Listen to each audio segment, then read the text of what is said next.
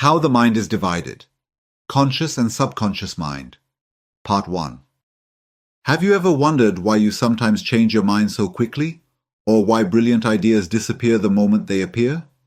The answer lies in understanding the two fundamental parts of your mind, the conscious and the subconscious.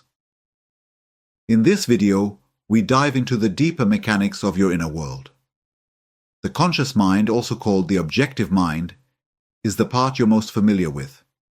It's what we usually call thinking. It processes the world through the five senses, helps you make everyday decisions, and stores memories. It's logical, practical, and analytical. But here's the catch. The conscious mind only handles a small fraction of your mental power. The subconscious mind, often lumped together with what some call the superconscious, is much deeper, much more powerful, and far less visible. And while your conscious mind thinks it's in charge, it's often just reacting based on past programming. It acts like a protective filter, always suggesting the safest, most familiar options, even when those options limit you. Think about this. You're trying on a stylish hat in a store. You like it. You feel good in it. But then a friend laughs and says, "You're not really going to wear that, are you?" Suddenly, doubt creeps in.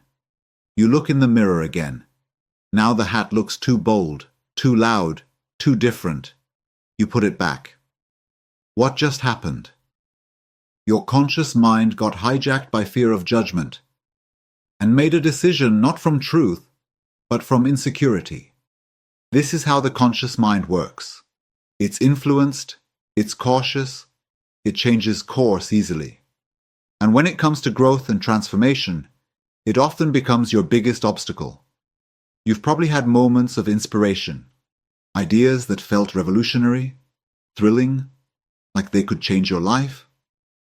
But just seconds later, that little voice chimes in. "Be realistic. That's impossible. Who do you think you are?" It's the conscious mind again, afraid of failure, afraid of change, clinging to the known. But here's the truth.